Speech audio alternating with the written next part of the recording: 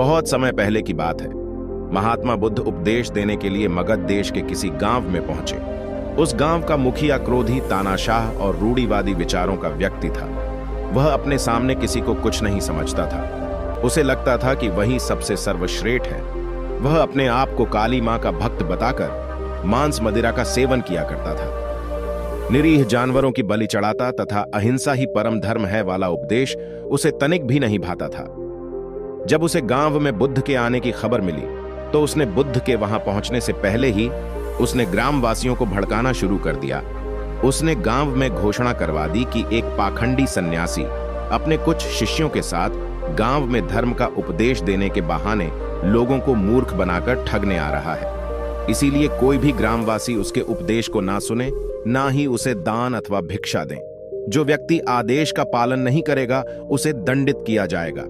महात्मा बुद्ध जब गांव में पहुंचे तो वहां सन्नाटा देखकर स्तब्ध रह गए। बुद्ध को बड़ा आश्चर्य हुआ कि आखिर गांव के सभी लोग कहां चले गए। सारे ग्रामवासियों ने घरों के दरवाजे बंद कर रखे थे। कोई भी महात्मा बुद्ध के स्वागत के लिए बाहर नहीं आया। महात्मा बुद्ध को किसी ने मुखिया के आदेश की सूचना दे दी। महात्मा बुद्ध अपने शिष्यों को लेकर मुखिया की हवेली पर पहुंचे और भिक्षा के लिए द्वार पर पुकार लगाई। कुछ देर बाद मुखिया स्वयं ही द्वार पर आया और क्रोधित स्वर में बोला, क्यों व्यर्थ ही चिल्ला रहे हो?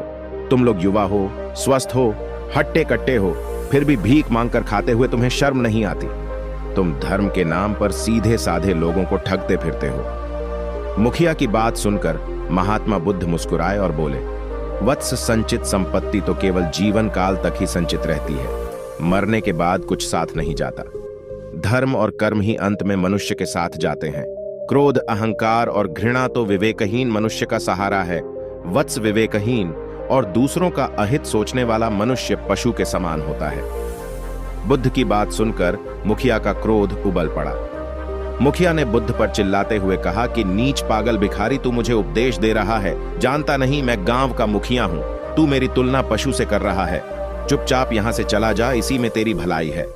महात्मा बुद्ध ने शांत स्वर में कहा, ठीक है वत्स, यह गांव तुम्हारा है, ग्रामवासी भी तुम्हारे हैं। मैं तुम्हारे आदेश को मानकर यहां से चला जाता हूं, परंतु मेरे मन में एक प्रश्न उठ खड़ा हुआ है। क्या तुम उसका समाधान कर दोगे?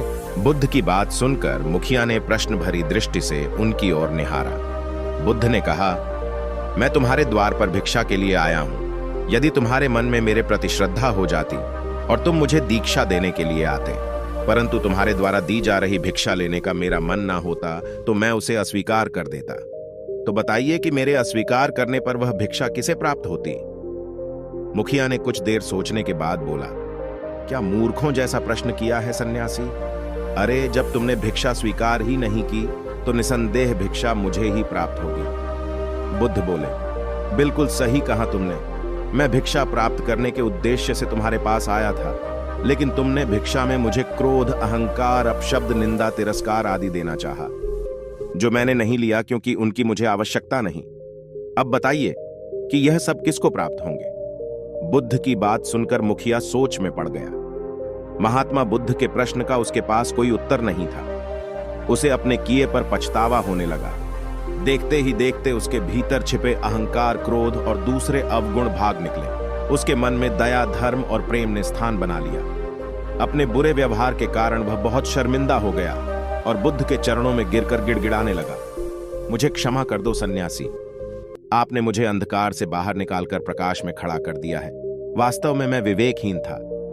भगवान बुद्ध ने मुखिया को आशीर्वाद दिया और कहा, वत्स, अहम को त्यागो, अहिंसा परम धर्म है। हर प्राणी के प्रति करुणा और प्रेम का भाव रखो। शुभ कर्मों के साथ धर्म का पालन करते रहो, उद्धार होगा।